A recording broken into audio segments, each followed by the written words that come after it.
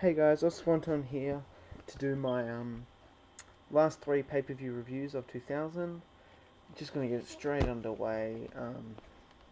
No Mercy 2000. Started off with a Dudley's Invitational Tablet Gauntlet match. This was a generic opener and normally what you'd expect from WWF at the time. 1.5 stars, nothing special at all. Next match, APA and Lita versus TNA and Trish Stratus. It was just a beatdown from the APA. Uh, just a, it was just an attack on the APA from TNA. Sorry, I'm giving it an NA. Next match, steel cage match between Chris Jericho and X-Pac. No, there was nothing really wrong with this match, but Jericho was wasted after his feud with Benoit. Nothing really happened with him until 2001, mid 2001, maybe late 2001. Yeah, so 3 stars. Next match, Mr. Arse and Chyna versus Steven Richards and Venis. This was so boring. I've got nothing else really to say. Half star. Next match, no holds barred match between Steve Austin and Rikishi. This was Rikishi's really his last push against Steve Austin. Maybe the Rocky versus a little bit later. But last you really see him in the main event is Armageddon 2000. I think it's mainly because he had an injury sometime in there, but who knows. They couldn't job Austin in this match, and they couldn't really job Rikishi because they were trying to push him. So what they did instead was just beat him down pretty much. They just got Rikishi to drive Austin with a car, and then Austin came back and beat Rikishi. So it was another NA. There was no real wrestling to it at all. Next match, William Regal versus Naked Mideon in a dud. The third last match of the night was for the WWF Tag Team Championships between the Hardy Boyz and the Conquistadors. The match was boring until the finish, but the angle was lots of fun. This was Edge and Christian as the Conquistadors trying to win back their tag titles because they had a last chance, and using the Conquistadors they can win. And then they won that match, and then the next Raw they came out and they had a match against the Conquistadors and won the titles. But it was so obvious those Conquistadors. They used the Unpretty and Spear, which is Next match, Triple H vs Chris Benoit. This was a stellar match, probably one of the best between these two. Great psychology, great pacing, great intensity. Even Stephanie's interference didn't hinder the match because it was in context with the feud. Overall, I gave it a 3 3/4 stars. I really enjoyed this match. A bit more than the next one, but the next one was should have deserved a better rating. I think this is the last time Benoit was really in a main event main event stuff until after he came back in like 2002, 2003. Yeah. Then there was a no DQ match for the WWF Championship between The Rock and Kurt Angle. They did a little too much brawling in this one, which is fine for guys like Steve Austin, but they proved later on that they didn't really need to rely on that kind of all over the place fighting, especially when it didn't add anything to the match. 4 stars. Overall, I gave No Mercy pay-per-view a 7 out of 10. Probably one of the better ones of 2000. 2000 wasn't great for their scoring, I don't think. Like, these next two aren't that great, as we'll find out. Survivor Series 2000. First match was between TNA versus Steve Blackman, Crash Holly, and Molly Holly. I'm now watching Molly Holly now as a sidekick to Shane Helms. As the match, this match was really strange. The late Test and Crash duked it out here. It was overall average stuff. However, overall it was average stuff by everyone. There was a nice diving. diving sunset flip by Molly Holly over a clearly awkward Trish. And I gave the match a 2 stars. The next match, Survivor Series, the only Survivor Series elimination match for the night between Team Degeneration X, which was Road Dogg, K-Kwik, Chyna, and Billy Gunn versus the Radicalz. Average stuff here. It was really weird watching Benoit and Guerrero tag each other. It was also funny seeing Chyna here. She is an interesting. She is an interesting will she won't she storyline with the loved Eddie Guerrero, or Latino Heat as he calls himself. For the finish, Benoit gets outside assistance from Saturn to pin poor Billy off the suplex.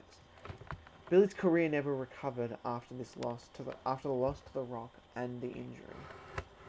He then became the One Billy Gunn and then tag team with Chuck Palumbo. 2.5 stars for that match. Next match, Trish Jericho versus Kane. Very acrobatic stuff. Kane debuts a weird reverse camel clutch thing mid-match. To my knowledge, he never used this move ever again. It was great ring psychology, great finish with Kane catching Jericho one-handed off the lion salt and getting him up to chokeslamming. 3 stars. The next match was the European Championship match between William Regal and Hardcore Holly. Boring. Regal worked the arm the whole match while waving to the crowd. It was shocking display of everything. 1 star. Next match, Rikishi versus The Rock. It was some great heel wrestling here from Rikishi. Keeps going for The Rock's injured chest whenever The Rock gathers momentum. Rock suffers a stink face. Rikishi sells the people's elbow. Like he got hit with a taser for the finish. He gyrated when he got hit with it. Rikishi repetitively bonsai dropped The Rock after maintaining heel heat. 3.25 stars. Next match, the Women's Championship match. Everyone knows how I feel about these matches. It was clumsy, boring, terrible. 1 star. Next match, the WWF Championship match between Kurt Angle and The Undertaker.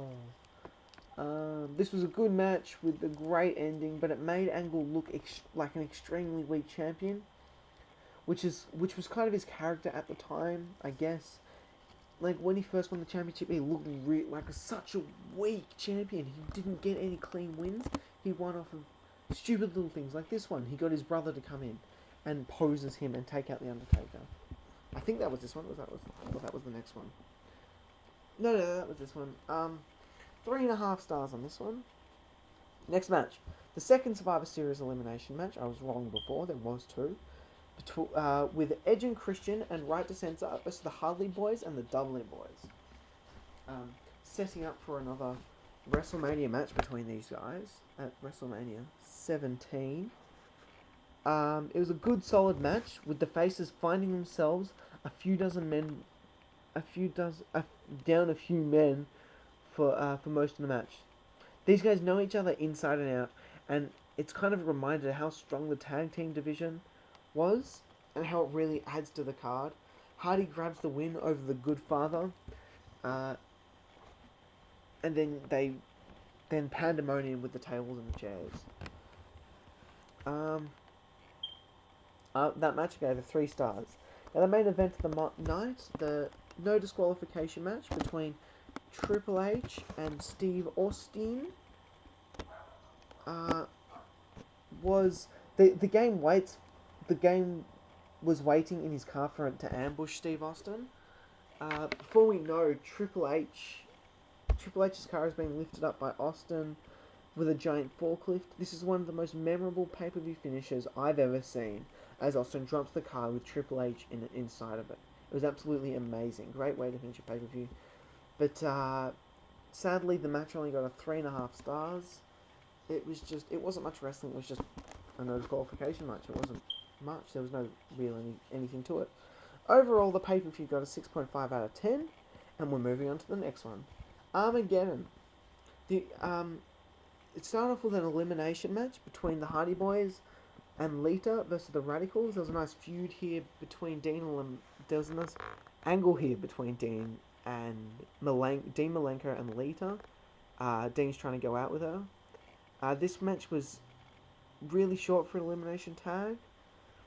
And as I said, it's really only to further the Lita Malenko angle, which in turn led to Lita and Matt getting it on, which led to Edge becoming the world champion. So I guess this is kind of historic in retrospect. 2.25 stars. Next match, the elimination match between. European Championship match between William Regal and Hardcore Holly. A stupid match that no one wanted to see. 1 3/4 stars. Next match, Venis versus Chyna. This match was okayish, but nothing really special. 1.5 stars. Last man standing match between Jericho and Kane. The terrible ending aside, this was much better than what you would read on the card. The biggest flaws beside the ending was how long the counts were. Teddy Long must be the slowest bloody counter. It's not the greatest last man standing match ever, but being the only match that got some time besides the main event, it had its moments. 2.5 stars. Next match, the WWF Tag Team Championship match between Right to Censor, Edge and Christian, Road Dogg and K-Kwik and the Dudley Boyz. Christian hits the Unpredator on Bubba and Edge covers him for the win. We have a new tag team champions. That was really weird. After all the months of Right to Censor and the Dudley Boyz feud, it comes to an end without a proper pay-per-view match. Furthermore, Right to Censor isn't even involved in the match. This is just burying 101. Right to Censor would go into be in a sea-level feud with the APA before finally calling it a day and splitting up. Once again, this match didn't belong on a pay-per-view, and it was highly unmemorable. The third main event of the night was a Intercontinental Championship match between Billy Gunn and Benoit. With this is Billy Gunn's last singles match push. Came to an end just a couple months before it began. This win might be seen as a deep push down the card, but this was really just to get the title off of Gunn and onto Jericho, so he and William Regal could feud over it. Benoit proves that he can get a good match out of even the worst of men. 2.25 stars, I believe Benoit won. Women's Championship match between Ivory, Trish Stratus, Molly Holly in a 1-star match, extremely short, was really just used to bring the APA back, blah blah blah. Clumsy, whatever you want to call it, these matches, until Trish gets to learn something, and so does Lita. And Jazz comes in, and a bunch of other people. The main event of the night was a 6-man Armageddon Hell in a Cell match for the WWF Championship match. This was the most epic match ever. This is as well as the TLC matches, this is one of the matches that got me into professional wrestling, with Undertaker choke slamming Rikishi off the top of the cage, and Mankind obviously in the matches previous. This was a great match, and one that I've always remembered. Kurt won, but again he looked really weak. He didn't even use one of his finishes, he just stole a pin, I think after a pedigree. This match had some amazing spots, and in particular the one where Undertaker chokeslammed Rikishi off the cage. This was a very memorable match, probably the match of the year, from looking at it. I think this was in the top 3 or 5, I think. Overall, the match got a 4.5 out of 5. The pay-per-view overall, the only really good match on it was the Armageddon Hell in a Cell, but it doesn't really save it. Overall, I gave the Armageddon pay-per-view a 5 out of 10. Guys, I am Oz Swanton. Comment, rate, and subscribe. Thank you for listening.